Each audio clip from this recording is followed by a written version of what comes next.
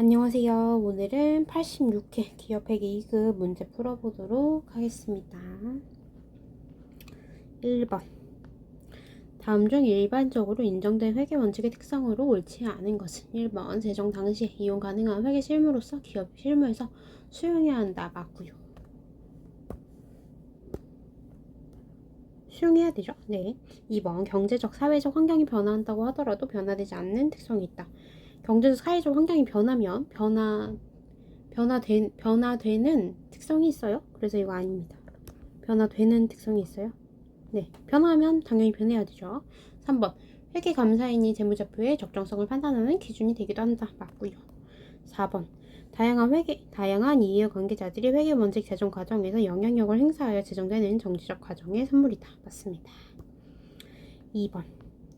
다음은 세무가 단기 매매 목적으로 취득한 회계의 주식과 관련된 사항이다. 세무는 회계의 주식에 대해 총평균법으로 단가를 계산하고 있으며 2023년 말 회계의 주식의 주당 공정가치는 330원이다.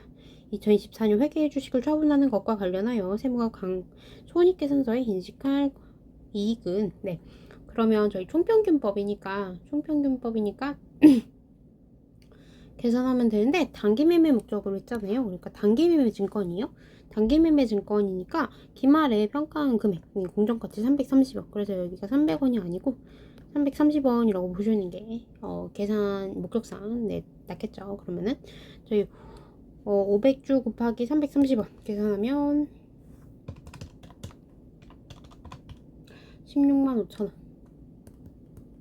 그 다음에 여기 또 취득하면서 취득 수수료 들어갔는데 이거는 그냥 단기 비용 처리하면 되고 저희가 주식을 처분하는 것과는 상관이 없죠. 그래서 이거는 패스하셔도 되고요. 300주 곱하기 410원 계산하면 12만 3천원. 그러면 16만 5천원 더하기 12만 3천원 계산하면요 28만 8천원 나오는데 이거 나누기 800주 계산하면 360원 계산할 수 있죠. 360원 계산할 수 있어요. 그래서 360원짜리 단기 매매 증권이 나가고요. 360 곱하기 400주 나가고 저희가 취득한 게 400주 곱하기 400 계산하면 현금이 16만원 들어왔겠네요. 16만원 들어왔는데 그 중에 5천원은 수수료죠. 그래서 15만 5천원 이 현금이 들어왔고 수수료가 5천원이겠죠.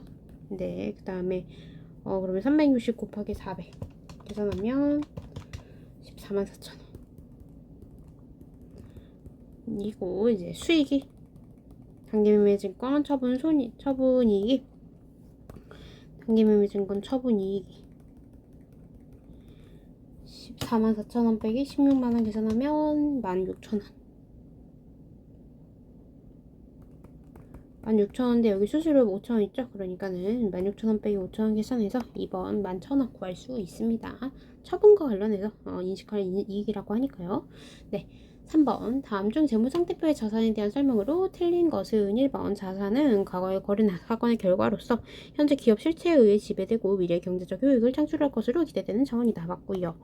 2번. 자산에 내재된 미래의 경제적 효익이란 직접 또는 간접적으로 기업 실체의 미래 현금 흐름 창출에 기여하는 잠재력을 말한다. 맞습니다. 자산은 물리적 형태가 그 본질적인 특성이다. 유형자산 말하는 거겠죠. 무형자산은 물리적 형태랑 상관없으니까 전반이 틀렸어요. 네, 4번. 기업 실체의 자산은 과거의 거래나 사건으로부터 발생한다. 당연 말이고요. 맞고요. 4번 가보겠습니다. 다음 자료에 의해 재무상태표에 표시할 현금 등가물의 총액은 얼마인가? 이제 현금 등가물이라고 했는데 보통 현금이 형용성 자산이라고 표현하게 되죠. 그래서 3개월 기억하시면 된다고 했었어요. 그래서 계약 기간이 3개월 이하인 초단기 수익 맞고요. 초단기 수익 증권 맞고 양도상 예금 증권 결산일로부터 150일 5개월이네요. 아닙니다. 은행 발행 자기합수표 맞고요. 보통 예금 30만원 맞고요. 매출채권 현금 아니죠. 부도수표 현금 아닙니다. 네, 그래서 30 더하기 35만원 더하기 30 계산하면요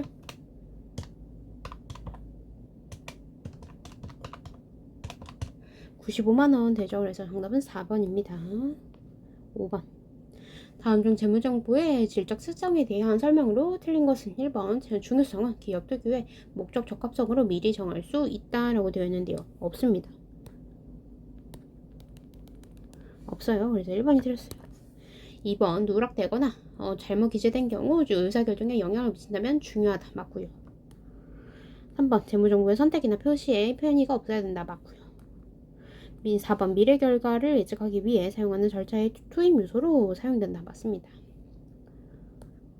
그래서 이제 격투기의 목적 적합성이라고 해가지고 중요성, 중립적 서술, 예측 가치 이런 거 있죠. 그래서 미리 정할 수 없어요. 미리 정하면 안 돼요. 6번 제주는 2022년 8월 1일 투자 목적으로 여수의 주식 200주를 주당 15,000원에 취득하고 이를 매도가능증권으로 분류했다. 매도가능증권으로 분류했대요. 2023년 중 손상에 대한 사유가 발생하였으며 회수 가능액은 1주당 만원으로 추정된다. 그러면 저희 5,000원 곱하기 200주 손상이 100만원이었죠. 그 다음에 2024년 중 손상에 대한 사유가 해소되어 회수 가능액은 주당 12,000원으로 예상된다면 제주의 2024년 손익계산서의 며칠 영향으로 올바른 것은 그러면은 만원으로 떨어졌다가 12,000원 올라갔으니까 2,000원 곱하기 200주 계산하면 40만원이 이익이 증가하겠죠. 네, 손상 차손 이게 손상 입었다가 손상 차손 환입으로 되니까 이익이 증가하는 거죠. 그래서 6번은 2번이었고요. 7번 광양의 2024년 4월 25일 거래처의 파산으로 인하여 미수금 중 100만원이 대손 확정되었다. 대손 매출채권 관련 내용이 다음과 같을 때 2024년 4월 25일 분계로 올바른 것은 일단 저희 미수금이 갔으니까요. 미수금이 사라졌겠네요. 그 다음에 100만원이 대손 확정됐으니까 무조건 이거네요. 3번입니다. 그래도 보자면 미수금에 대손 충당금이 50만원 설정돼 있었어요. 그쵸? 그래서 대손 충당금이 50만원 하고 그 다음에 추가로 대손 상각비 50만원을 이제 비용으로 인식하셔야 되죠. 그래서 이제 3번이 정답이 되고요. 미수금 한 거니까 미수금 대손 충감돈 처리하셔야 돼요. 매출채권이라고 하시면 매출채권이라고 하는 거죠. 네, 8번 다음 중 비용의 인식 방법에 대한 설명으로 틀린 것은 1번 매입 애누리와 매입 할인은 매입액에서 차감은 다 맞고요. 대손상각비는 항상 판매관리비 계정으로 분류한다. 아니죠. 상행위 그러니까 위에서 봤던 매출채권은 상행위라서 판매금으로 보는데 이제 미수금 같은 건 기타채권으로 봅니다. 기타채권은 영업의 비용으로 처리가 됩니다. 그래서 2번이 틀렸어요. 3번 진행 기준으로 매출을 인식하는 경우 비용도 진행 기준으로 인식한다. 맞고요. 법인세 추납액은 영업의 비용이다. 맞습니다. 9번 다음은 강릉의 2024년 자본거래 내역이다. 2024년 말 자본잉여금과 기타 부가 누계액으로 계상되는 금액은 얼마인가? 단 각 거래는 독립적이고 거래가는 상계 처리하지 않는 것으로 가정한다. 그래서 1월 후 액면 1,000원이 주식을 5,000원에 발행했다. 신주 발행비 1,000원 존재하고요. 그러면 저희 4,000원 주발조인데 4,000원에서 신주 발행비 1,000원 빼면은 저희 이거 자본잉여금이 주발조가 이제 3,000원 되겠죠. 그 다음에 3월 5일 액면 5,000원인 주식을 3,000원에 발행했다. 이거는 자본잉여금과 기타 포괄 손익 누계액에 포함되지 않죠. 그쵸? X이고 2,000원에 매입한 자기주식을 5,000원에 처분하였다. 그러면 자기주식 처분 이익이 3,000원인데 정기 이월된 자기주식 처분 손실 1,000원이 있대요. 그러면은 상기해야 되죠. 그러면은 저희 자기주식 처분 이익이 2,000원이 되겠네요. 그럼 자본잉여금이 2,000원. 장기 투자 목적으로 1월 1일 만원에 매입한 주식의 12월 31일 현재 공정 가치는 11,000원이다 라고 되어 있는데요. 그러면은 저희 기타 불가 손익 누계액은 1,000원이겠네요. 기타 불가 1,000원이고 그 다음에 잉여금이 3,000원 더하기 2,000원 계산하면은 5,000원 됩니다. 3번이 정답이 되네요. 10번 다음 중 재고자산에 가산하여야 할 항목이 아닌 것은 1번 회수기간이 2년 이상인 장기 할부 판매 상품을 팔았어요. 절개? 아닙니다. 1번이 틀렸고요. 수입시 지출한 관세 이거 재고자산에 가산하고요. 위탁 판매 중 수탁자가 판매하지 못한 위탁상품 수탁자가 판매를 못한 거고 이제 다른 공장에 있을 뿐이지 저희 재고 맞습니다. 그래서 네 맞고요. 4번 매입 운임 및 상품 보험료 이것도 이제 저희 재고자산에 가산해야 될 항목 맞죠. 11번 다음은 경기의 상품 관련 자료이다. 2024년 10월 31일에 상품 창고에 화재가 발생하였으며 화재로 인해 소실되지 않은 상품 재고는 35,000원으로 확인되었다. 경기의 상품 판매 가격은 원가 25% 이익을 가산한 금액으로 책정된다면 화재로 소실된 상품의 원가는 얼마인가 이렇게 되어 있고요. 10월 초에 상품 재고가 52만원이고 매입액이 130, 매입 환출이 5만원. 그럼 130에서 5만원 빼야 되죠. 그럼 125만원. 그 다음에 매출액이 185만원이고 매출 환입이 25만원이니까 185만원에서 25만원 빼죠. 그러면 저희 매출액은 160인데 저희 원가 25%의 이익을 가산해서 이제 책정한대요. 그러니까 160 나누기 1.25 계산하면 1 더하기 0.25입니다. 그래서 160 나누기 1.25 계산하면 원가는 128만원 네, 할 수 있어요. 그럼 좀 티계정을 그려보도록 할게요. 제품의 매출 원가가 128만원이었어요. 그쵸? 그 다음에 저희 초반에 상품 재고가 52만원이었고 그 다음에 저희 10월 중에 이제 매입한 게 125만원이었고 그럼 이제 52만원 더하기 125만원 계산하면요 177만원 되거든요. 177만원 중에 128만원 빼면 49만원인데 49만원인데 저희 남아있는 게 35,000원이죠. 그래서 빼기 35,000원 계산하면요 455만5천원 나오네요. 그래서 정답은 4번입니다. 원가의 25% 이익을 계산했다. 그러면 1 더하기 원가 이익률 이렇게 계산하시면 됩니다. 그래서 나눠주시면 원가 구할 수 있겠죠. 12번 다음 중 사채에 대한 설명으로 올바른 것은 1번 사채 발행비는 사채 발행으로 인해 조달된 현금을 감소시키는 효과로 인하여 지급 수수료를 처리한다. 사채 할인 발행 차금이라는 개정 과목이 있어요. 이걸로 처리하셔야 돼요. 사채 할인 발행 차금 아니고요. 2번 사채 할인 발행이란 사채 발행 금액을 시장 금액보다 낮게 발행하는 것을 의미한다. 시장 금액이 아니고 액면 금액보다 액면 금액이랑 발행 금액을 이제 비교해서 사채 할인 발행 차금을 인식하죠. 그래서 2번도 아니고요. 3번 사채 할인 발행 차금은 사채 액면 금액에서 차감하는 형식으로 한다. 맞죠? 이게 맞죠? 이게 맞습니다.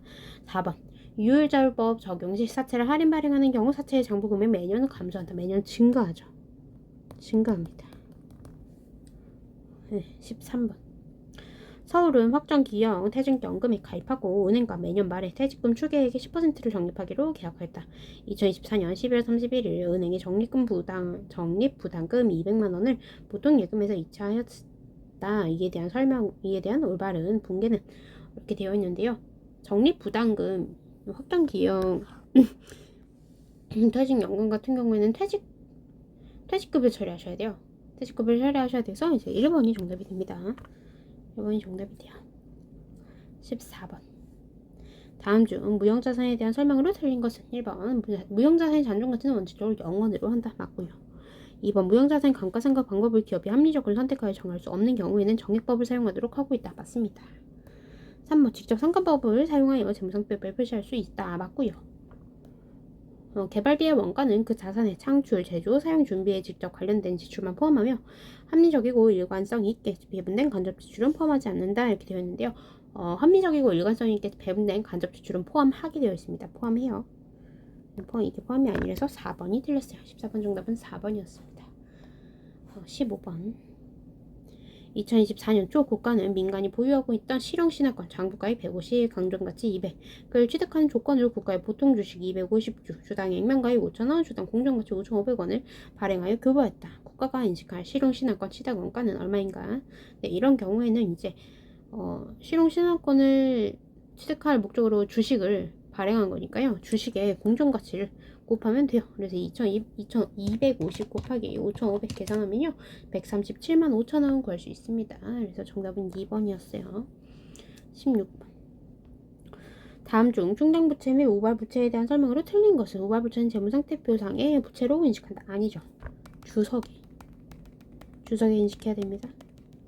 충당부채는 재무상태표에 부채를 인식하거든요. 근데 우발부채는 부채를 인식 안 해요. 그래서 주석에 인식한다 이렇게 봐주시면 좋을 것 같고요. 2번 충당부채로 인식하는 금액은 현재 의무의 이행에 소요되는 지출에 대한 보고기간 종료일 현재의 최선의 추정치여야 한다. 맞고요. 3번 충당부채의 명목 금액과 현재 가치의 차이가 중요한 경우에는 의무를 이행하기 위하여 예상된 지출에게 현재 가치로 평가한다. 맞죠? 저희 복구 충당부채라 그래가지고 그거 현재 가치로 평가하잖아요. 네. 4번 충당부채로 인식하기 위해서는 현재 의무가 존재하고 그 의무의 이행으로 인한 자원의 유출 가능성이 매우 높아야 한다. 맞습니다. 17번 자격은 기존의 임대업에 사용 중인 건물을 철거하고 새 건물을 신축하였다. 보유 중이던 건물 및 신축 건물과 관련된 자료가 다음과 같을 경우 신축 건물의 취득 원가는 얼마인가?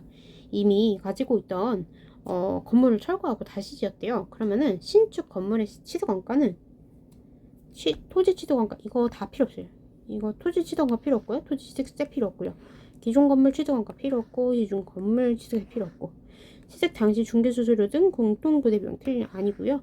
건물 철거 비용 아니고요. 건물 신축 비용 맞고요. 신축 건물 취득세 맞습니다. 그래서 이게 기존에 내가 가지고 있던 건지 아니면은 이제 새로 사는 건지에 따라서 그 신축 건물의 취득 원가가 달라진다 이렇게 꼭 봐주셔야 돼요. 그래서 1억 5천 더하기 1,500 계산하면 165 000 계산되죠. 1번이 정답이 됩니다. 그래서 케이스를 잘 봐주세요. 케이스를 그 기존에 사용 중인 건지 아니면은 그 새로 토지를 사서 무너뜨려서 다시 지을 건지 새로 사서 그러니까 새로 토지랑 건물을 사서 바로 무너뜨리고 건물 사는 경우에는 토지 취득 원가에 그 왜 이거 철거 비용까지 포함되잖아요. 제가 알기로는. 그래서 이걸 케이스를 잘 보셔야 된다. 이렇게. 근데 계속 기존에 가지고 있던 이제 건물을 어떻게 할 거냐고가 계속 기업회계 2급에서 반복해서 추계가 되고 있죠. 18번 현재는 2024년 1월 1일 재영이 발행한 사채 액면금액 10만원 표시이자율 연 10% 만기 3년 이자는 매년 말 후급을 취득하고 만기 보유 증권으로 분류했다. 해당 사채 발행 당시 시장이자율은 연 12%였다. 저희는 시장이자율이 필요하죠. 현재가 2024년 기말 현재 보유하고 있는 만기 보유 증권의 장부가액은 얼마인가? 일단 저희 표시이자율 10%도 계산해야 돼요. 그쵸? 10만원 곱하기 0.1 계산하면요 만원입니다. 근데 저희 만원은 이제 연금의 현가계수 곱해야 되잖아요. 그러면 이거를 12%에 해당하는 거 0.8929 더하기 0.7972 더하기 0.7118 계산하면 됩니다. 그래서 0.8929 더하기 0.7972 더하기 0.7118 이렇게 계산하면요 2.4019 나오거든요. 그래서 만원에다가 2.4019 하고요. 그 다음에 사채가 10만원이잖아요. 10만원에다가는 이제 0.7118 곱하면 되죠. 그래서 10만원 다 곱하기 0.7118 n 플러스 만원 곱하기 2.4019 n 플러스 mr 계산하면요 95199 나오는데요. 저희 2024년 말 1년 지났어요. 그쵸? 그래 한번 삼각해야 돼요. 95199 곱하기 1.12 빼기 만원 계산하면요 9662 나오거든요.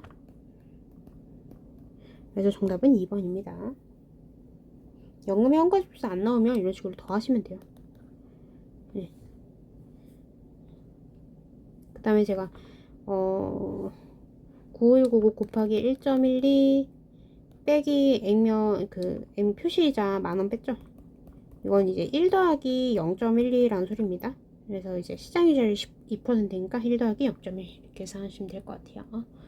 19번 다음은 상품 매매업을 주업으로 하는 채연의 2024년 말 상품 재고와 관련된 자료이다. 채연은 재고자산을 종목별 적합법에 따라 평가한다. 2024년 말 인식될 상품 재고자산 평가 손실은 얼마인가 이렇게 되어 있고요. 값 100원 100단위 이제 단위당 취득원가가 12,000원 단위당 수실원 가는 가치가 13,000원 올랐네요. 적합법인데 당연히 이건 인식하시면 안 되고요. 을 200단위 15,000원 11,500원 500원 깎였네요. 500 곱하기 200 계산하시면요 10만원 되고요. 그 다음에 병 100단위 18,000원 16,500원 18,000원 빼기 16,500원 계산하면요 1,500원 곱하기 100 계산하면요 15만원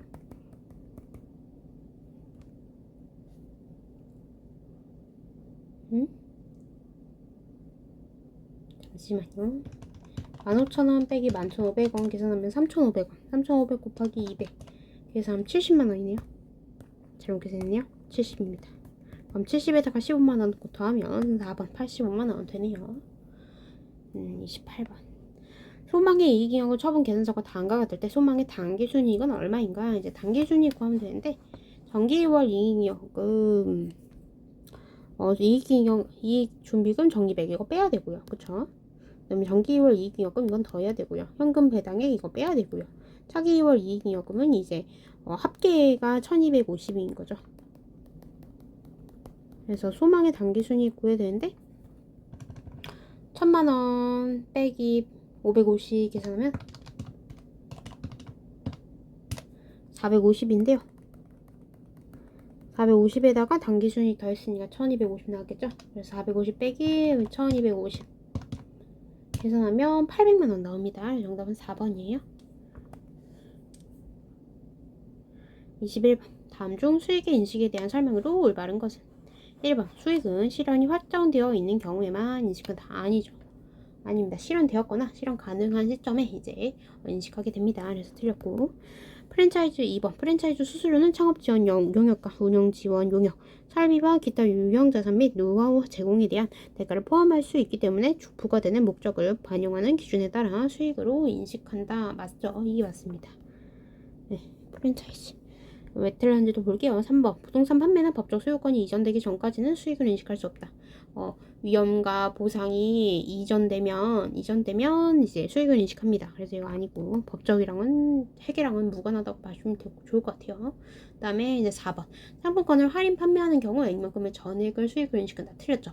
상품권을 판매할 때는 그때는 수익을 인식 안 하고 그거 선수금 처리하잖아요. 그래서 물건을 인도할 때 수익을 인식해야 됩니다. 그래서 정답이 4번이 아니에요.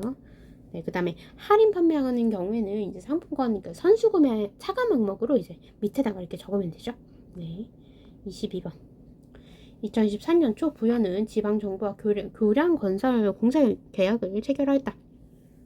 공사 계약 금액은 120만원이고 2024년 초 공사를 시작하여 2025년 말 완공한다. 부여가 2024년에 인식할 공사 이익은 얼마인가? 일단은 저희 진행률을 계산해야겠죠. 30 더하기 50 예상이, 그래서 예상 원가가 80이었을 텐데 30 더하기 50 하면 30 나누기 80 계산하면 여기에 37.5% 완성됐고, 그 다음에 2024년도에는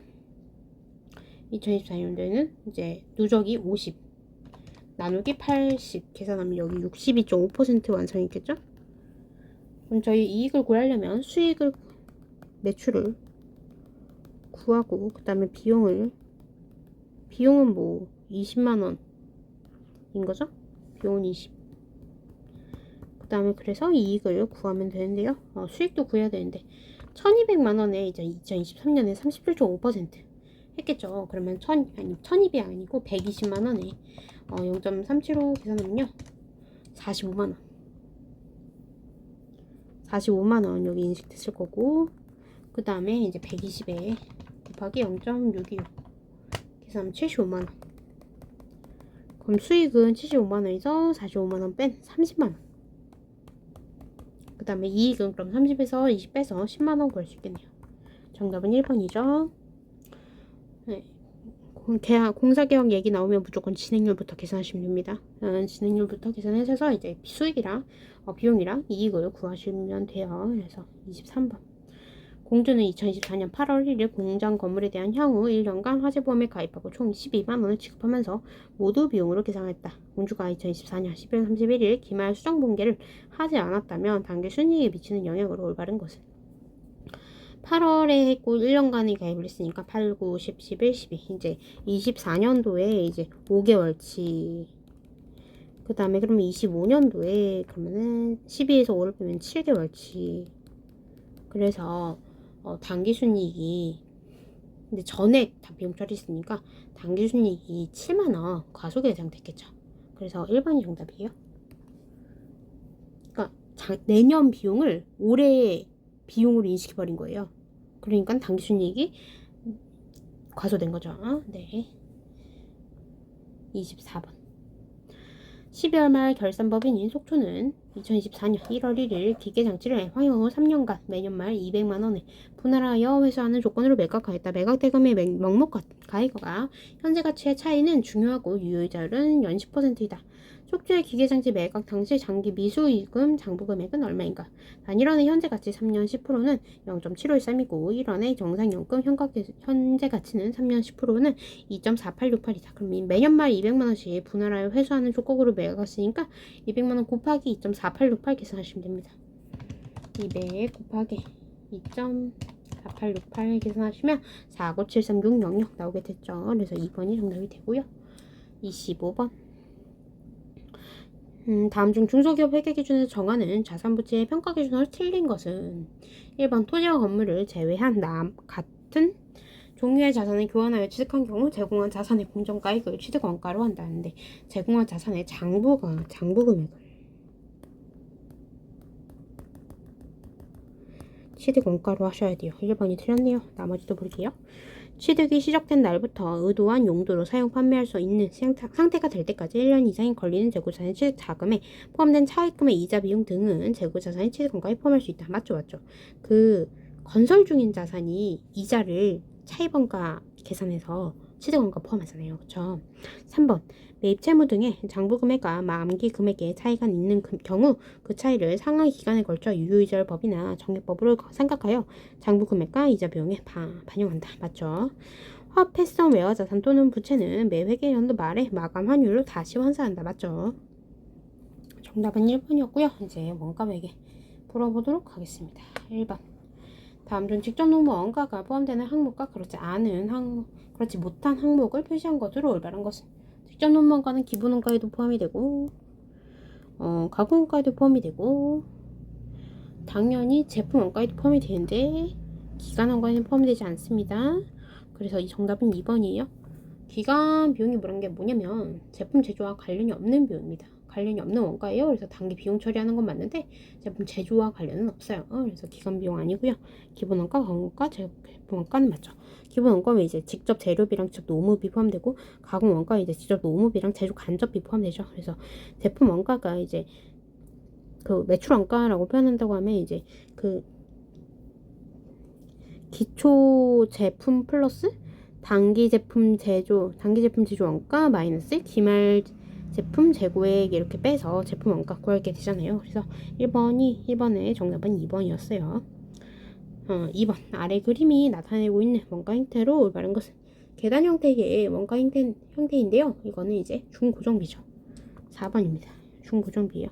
고정원가는 이제 그래프가 이렇게 막 직선으로 되어 있을 거고, 그 다음에 변동원가 같은 경우에 이렇게 되어 있겠죠.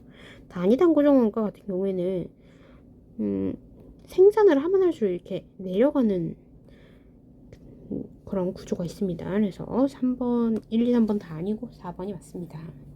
3번 다음 중 원가액의 목적이 아닌 것은 1번 재무상태표의 재고자산 가액을 결정하기 위해 필요한 자료를 제공한다. 맞고요. 2번 관리적 의사결정을 수행하는 데 필요한 원가 자료를 제공한다. 맞고요. 3번 자본금 변동에 대한 필요한 자료를 제공한다. 이건 재무회계의 목적이죠. 원가회계의 목적은 아니었어요. 3번이 틀렸네요. 4번 경영활동의 통제에 필요한 원가 자료를 제공한다. 맞죠? 4번 다음은 창업의 2024년 기초 및 기말 재고 자산 내역이다. 2024년 동안 발생한 직접 노무 원가는 100시, 제조 간접 원가는 165만원, 매출 원가는 465만원, 465천원일 때 원재료 매입액은 얼마인가? 항상 이렇게 되면은 이제 거꾸로 그리는 게 좋습니다. 티계정을. 제품 그리면 되고요. 매출 원가 465만원이고.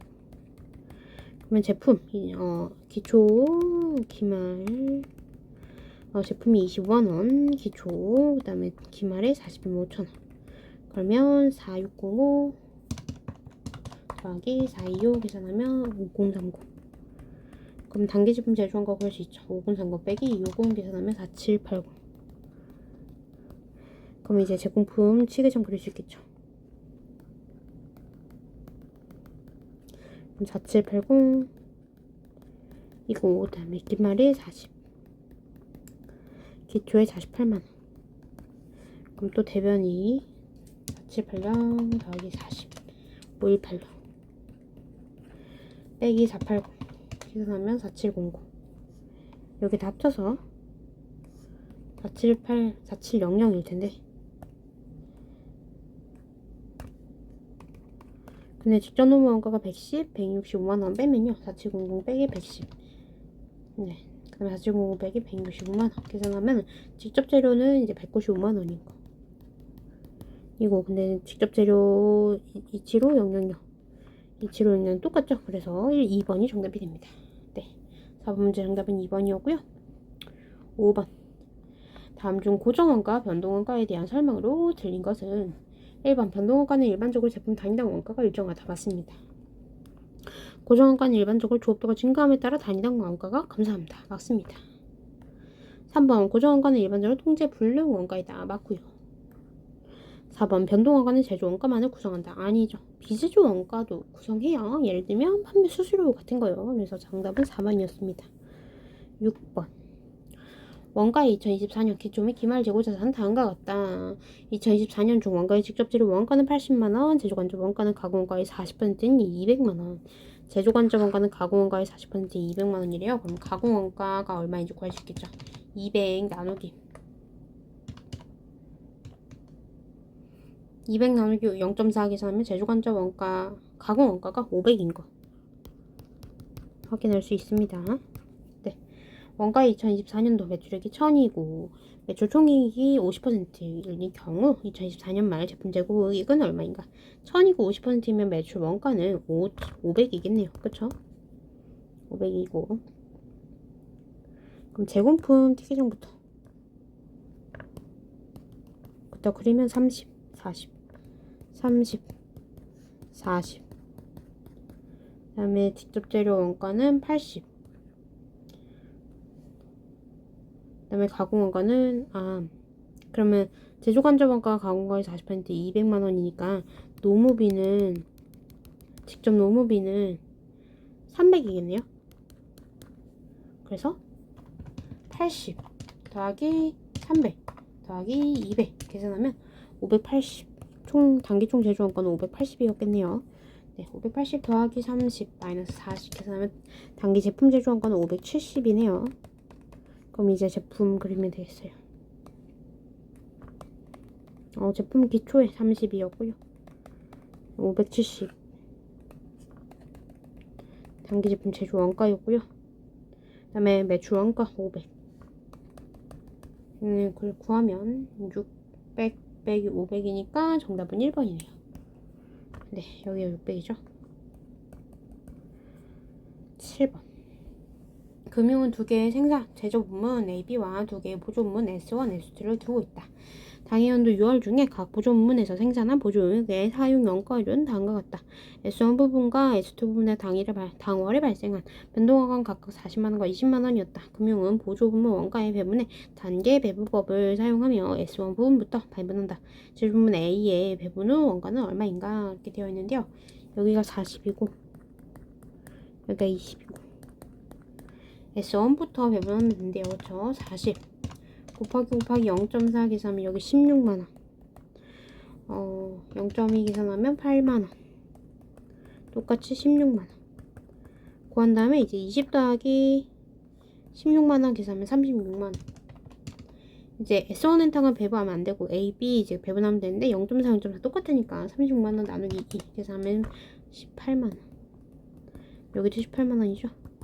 그러면 A는 18만원 더하기 8만원 계산돼서 26만원 구할 수 있겠네요. 1번이 정답이 됩니다. 8번 민국의 단기 제품 생산 수량은 600단위, 기말 제품 수량은 200단위이다. 제품 단위당 전부 판매 가격은 1,400원이며 단기에 발생한 원가가 다음과 같을 전부 원가 계산에 의한 제품 제조 원가는 얼마인가? 이제 전부 원가 계산에 의한 이제 제품 제조 원가, 그다음에 변동 원가 계산, 그 다음에 초변동 원가 계산 이렇게 있죠. 전부 원가 계산은 직접 재료비, 직접 노무비, 제조간접비까지 다 포함해가지고 제품 제조 원가 구하게 되고, 그 다음에 변동 원가 계산은 직접 재료비, 직접 노무비, 그 다음에 변동비에 해당하는 게 되고, 그 다음에 초변동 원가 계산할 때는 직접 재료비만 제품 제조 원가로 이제 포함시키죠. 그래서 전부 원가 계산은 저희가 재료비, 노무비, 제조 간접비 이렇게 좀 찾으면 되는데 직접 재료 원가 맞고요. 변동 판매 관리비 아니고요. 직접 노무 원가 맞고요. 고정 제조 간접 원가 맞고 변동 제조 간접 원가 맞고 고정 판매 관리비 아닙니다. 그래서 더하면 18만원 더하기 12만원 더하기 3만원 더하기 15만원 계산하면 48만원 나옵니다. 정답은 4번이에요. 9번 다음 중 부문별 원가 계산에 대한 설명으로 올바른 것은 1번 원가 부문의 원가 요소를 분류 집계하는 계산상의 구분으로서 생산 부분과 판매 부분으로 구분한다. 아니죠. 생산 부분과 판매 부분이 아니고 제조 부문과 보존문으로 구분이 됩니다. 네, 2번. 직접 노무 원가를 보다 더 정확하게 배분하기 위하여 사용한다. 직접 노무 원가는 굳이 배부할 필요 없죠. 제조 간접비를 배부해야겠죠? 네, 아니고요. 3번. 이제 배분 방법으로는 상호 배분법, 단기 배분법, 직접 배분법이 있다. 맞고요.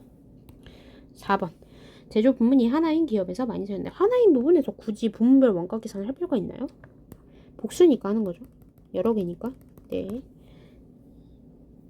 10번. 다음 중 제조 간접 원가 차이를 조정하는 회계 처리 방법이 매주 총이익에 미치는 영향에 대한 설명으로 틀린 것은 1번 영업의 손익법은 원가 차이가 중대할 경우 매출 총이익에 영향을 미친다 이렇게 되어 있는데 영업의 손익법 같은 경우에는 매출 총이익에 영향을 미치지 않습니다.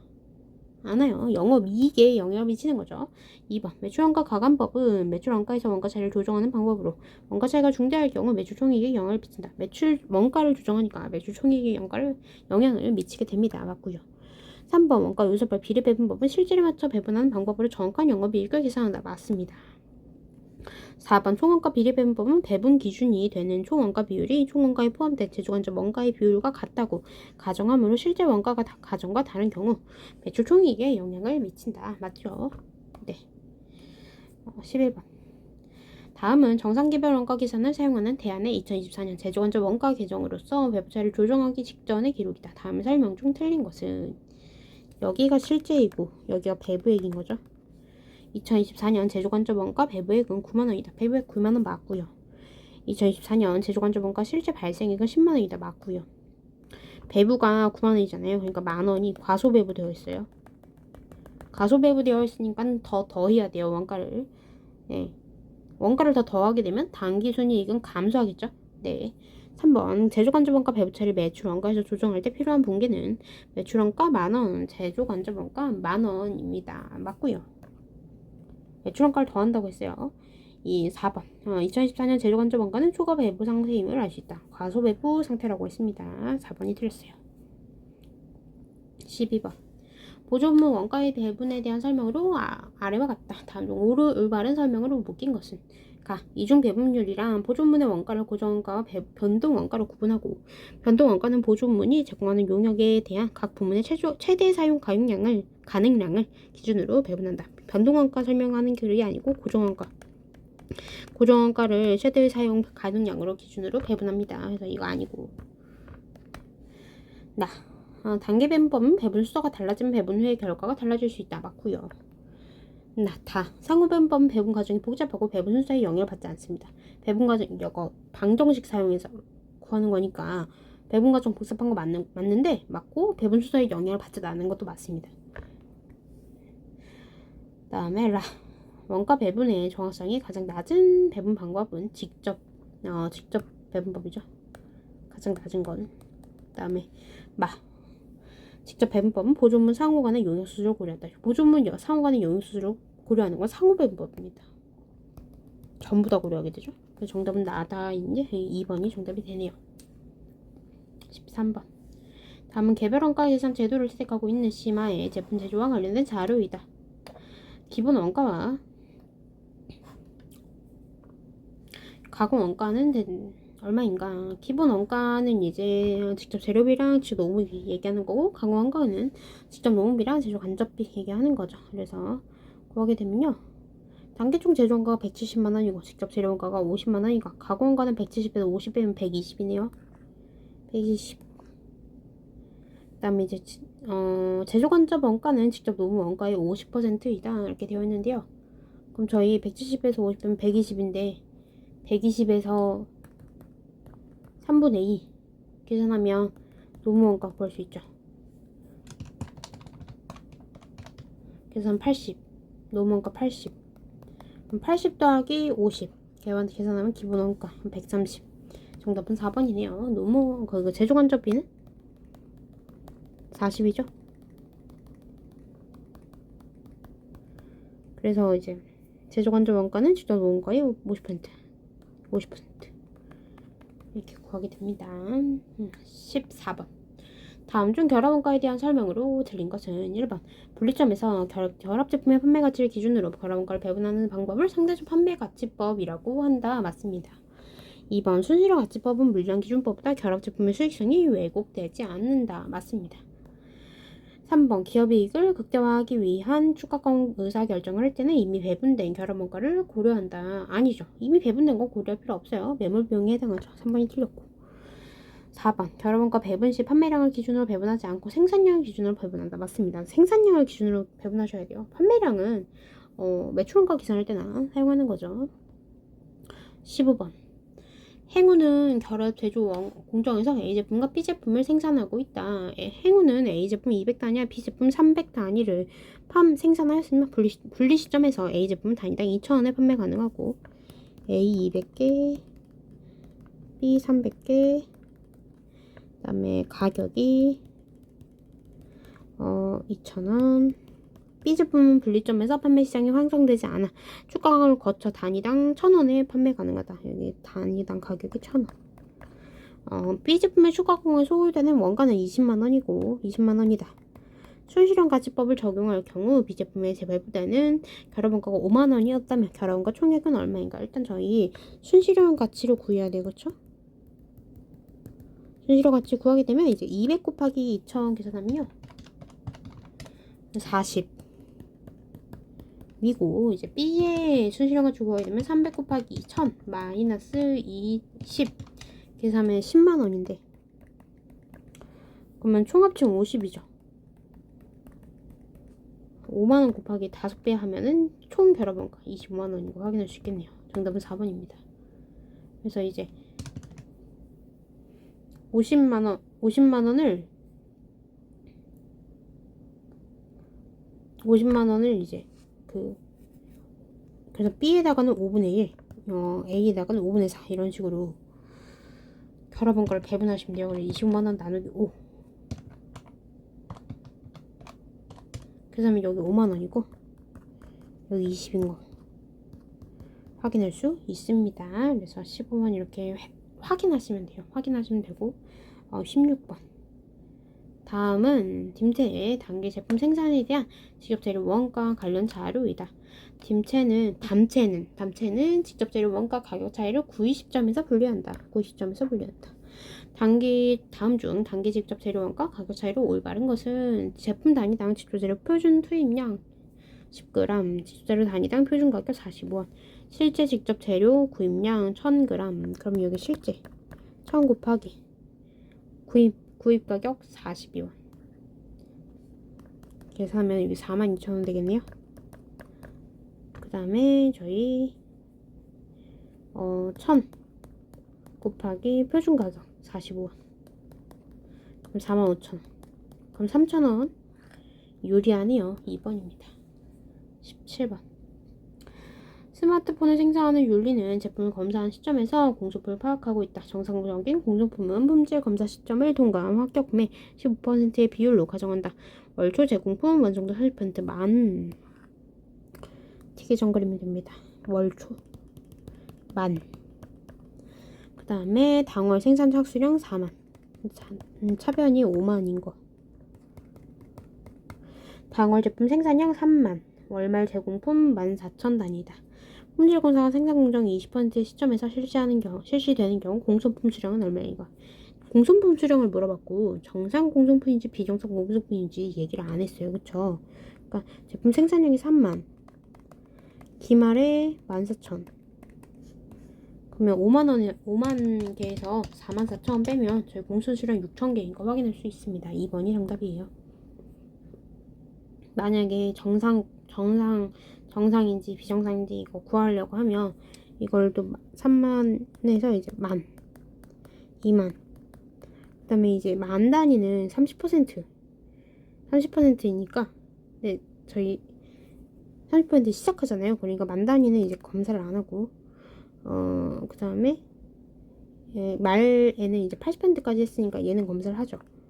얘는 검사를 합니다. 그래서 34,000 곱하기 0.15 계산하면, 34,000 곱하기 0.15 계산하면 정상 수량이 5,100인 거 확인할 수 있습니다. 그럼 이제 남은 수량은 비정상 공소원이라고 해서 이제 계산하시면 되는데, 이 문제에서는 공소분 수량만 물어봤으니까 여기까지만 계산할게요. 18번. 다음 중 원가 계산에 대한 설명으로 틀린 것은 1번 결합원가는 분리점 이전에 발생한 원가로 배부 기준에 따라 제품에 배부해야 할 원가이다. 맞고요. 2번 주산품은 생산량이나 가치 면에서 다른 제품들에 비하여 중소인 큰 제품이다. 맞습니다. 추가 강화 원가는 분리점 이전에 발생하는 원가로 결합 제품별로 직접 추적이 가능한 원가이다. 직접 추적은 가능한 거 맞는데 분리점 이전에 발생하는 게 아니고 분리점 이후에 발생하는 원가죠. 네, 3번이 아니네요. 4번 부산물은 분리점 이전까지 개별적으로 식별 불가능하다. 맞습니다. 부산물은 이제 식별 불가능하죠. 네. 19번 종합원가 계산 제도를 적용하고 있는 사회는 기말적분의 평가에는 평균법을 사용하며 모든 원가는 공정 전체를 통하여 균등하게 발생한다. 2024년 제조활동과 관련된 자료가 다음과 같을 때 완성품 환산량은 얼마인가? 그럼 저희 기초제공분 300, 원가 50, 단기 투입 원가 300, 단기 완성품 수량 380, 기말제공품 수량 200. 평균법이니까 380, 200. 그럼 재료비는 저희 그 가공만 구하면 되죠. 가공만 구하면 됩니다. 그쵸? 그러니까 380은 1, 그 다음에 200은 0.6 계산하면 380 200 곱하기 0.6 26 12 120이네요 380 더하기 120 하면 500. 정답은 2번 구하시면 됩니다. 20번 건강한 종합원가 계산을 이용하여 원가를 계산하고 있다. 기초제공분은 없으면 완성품은 300개, 기말제공분 400개, 완성도 물음표이다. 가공원가는 120만원이 발생하였으며 가공원가의 완성품 환산량 단위당 원가는 2,400원일 때 기말제공분 완성도는 얼마인가? 단 재료는 공정 초에 모두 투입되고 가공원가는 공정 전반에 걸쳐 균등하게 투입된다 라고 되어 있고요. 기초제공품이 없대요. 완성품이 300개이고요. 기말제공품은 400개인데 완성도를 모르고 가공원가는 120이고 완성품 생산 원가는 2,400원이고요. 저는 이럴 때 대입을 합니다. 50%부터 대입을 해보는 거죠. 아니면 60%부터 대입을 해봤는데 안 맞을 수도 있겠죠. 그래서 300. 이거 여기가 아무튼 이건데 2,400원이래요. 그럼 120 나누기 2,400 계산하면 여기가 500이 돼야 되는데 그럼 여기 200 되겠죠? 그러면은 400에서 몇을 곱했더니 200이 되니까 0.5네요. 그래서 3번이 정답이 됩니다. 대입을 하시면 편하게 계산하실 수 있어요. 네. 이게 객관식이니까 이런 식으로 푸셔도 될 것 같아요. 21번 평균법에 의한 종합원가 계산 시 기말제공품 완성도를 실제보다 과대 평가한 경우도 아래의 다음 각 항목에 미치는 영향으로 올바른 것은 여기 위에 보시면은 기말제공품 완성도를 실제보다 과대 평가했대요. 예를 들어서 원래 0.5인데 0.6을 했어요. 그러면 400 곱하기 0.6 하면 240이죠. 그럼 완성품 환산량이 여기 540이겠죠? 완성품 환산량이 과대평가됩니다. 그럼 당연히 완성품 환산량 단위당 원가는 확률이 과소평가되고요. 그럼 기말제공품 원가가 240 곱하기 저희 2,400 200 곱하기 2,400 계산 안 해봐도 과대평가되죠. 1번이 정답이 됩니다. 22번 한성이 2024년 제조관절 원가 실제 발생액은 47만원이고 제조관절 원가 표적 배부액은 만원을 영업의 손익으로 배분한다. 관련 자료가 다음과 같을 때 배부 후 매출원가는 얼마인가? 배부 후 매출원가 영업의 손익하는데 매출원가를 구하라고 하네요. 똑같이 50이겠죠. 매출원가에 영향을 미치지 않습니다. 영업의 손익으로 안 되잖아요. 영업이익에 영업이익이겠죠. 23번. 다음 중 직접 재료 원가의 능률 차이를 계산하는 식으로 올바른 것은 능률 차이. 실제 능률 차이잖아요. 가격 차이가 아니고. 가격 차이는 실제 금액에다가 이제 실제 사용량 곱하기 표준 가격. 그다음에 실제 산출량, 허용된 표준 사용량 곱하기 표준 가격 해가지고 이제 2번이 정답이 되죠. 네. 24번. 노동작업 시간을 기준으로 고정제조 간접 원가를 배부하고 있는 도덕은 표준 원가 계산 제도를 채택하고 있다. 노동작업 시간당 고정제조 간접 원가 표준 배부율은 50원, 실제 생산량은 600단위, 제품 단위당 표준 노동 작업 시간은 2시간이다. 기존 작업도가 1000시간일 경우 조업도로 올바른 것은 일단 예산을 구하면 되는데 예산은 이제 50원, 그리고 기준 작업도가 1000, 그럼 50 곱하기 1000 하면 5만원이죠. 그 다음에 이제 SQ 곱하기 SP 계산하면 되는데 실제 생산량이 600 곱하기 2 곱하기 50 600 곱하기 2 곱하기 50 1200 곱하기 50 계산하면 6만원. 왼 오른쪽이 크네요. 만원이 유리합니다. 3번이죠. 25번. 다음 중 부산물 회계 처리 방법에 대한 설명으로 틀린 것은 판매 기준법에 의해 처리할 경우 생산과 판매할 때 수익을 인식하지 않고 분리점에서 분리할 때 순실현 가치를 평가하여 부산물의 원가를 배분하고 기타 결합 원가에서 부산물 실현 가치만큼을 차감한다. 결합 원가에서 부산물 실현 가치만큼 차감하는 건 생산기준법이에요. 생산기준법. 1번이 틀렸고요. 2번. 부산물은 주산물에 비해 상대적으로 판매 가치가 작은 작품을 말한다. 맞습니다. 3번. 의사결정 시 결합 원가는 고려 대상에서 제외한다. 맞습니다. 결합원가 이미 끝난 원가라고 해서 제외한다고 했어요. 4번. 생산기준법은 순실현 가치를 확실히 추정할 수 있고 금액적으로 중요할 때 적절한 방법이다. 맞습니다. 그래서 보통 생산기준법 많이 사용하잖아요. 부산물 실현 가치 차감하고. 그래서 정답은 1번이 됩니다. 네, 오늘은 여기까지 공부할 예정이고요. 네, 오늘도 너무 고생 많으셨고 전도 다음에 뵙도록 하겠습니다. 감사합니다.